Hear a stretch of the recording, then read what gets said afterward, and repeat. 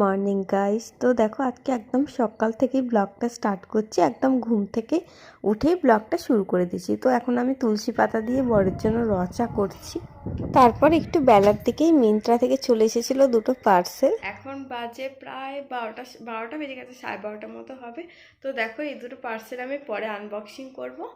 আর এখন হচ্ছে কি আগে চানটা করে নেবো, কারণ আজকে আমাদের একটা নিমন্ত্রণ আছে। তো নিমন্ত্রণ আছে বলতে কি এখানে একটা হরিনাম দিচ্ছে একজনটা, তো সেই জন্যই নিমন্ত্রণ করছে। তো নিমন্ত্রণ যখন করছে তখন তো যেতেই হবে।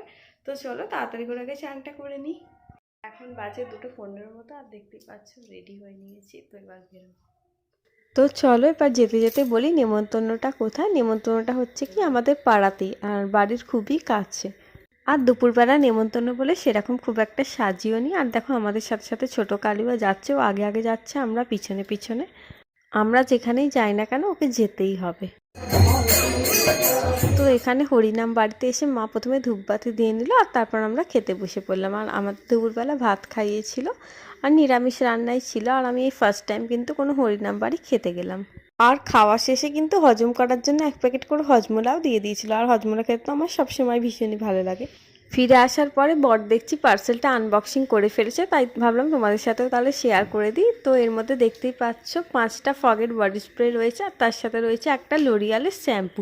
তো শ্যাম্পুটা আমি আমার জন্য নিয়েছি, আর বডি স্প্রেটা আমরা সবাই মিলে ইউজ করব, সেই জন্যই নেওয়া হয়েছে। নেমন্তন্ন যখন আসে না, আর যখন আসে সব একসাথেই আসে। তো আজকে দেখো দুটো নেমন্তন্ন। তো এরপরেই আমরা চলে যাবো ননদের বাড়ি, ওখানে ওর দেওরের আজকে জন্মদিন আছে, সেই জন্য আমাদের যেতে বলেছে। রাতের বেলা এখান থেকে খাওয়া দাওয়া করে বেরিয়ে পড়লাম, আর এখন যাচ্ছি আমার বাপের বাড়ি। আর বাপের বাড়ি আবার কেন যাচ্ছি সেটা তোমাদের নেক্সট ব্লগে শেয়ার করব। তো চলো আজকের ব্লগটা এখানেই শেষ করছি। Tata, good night.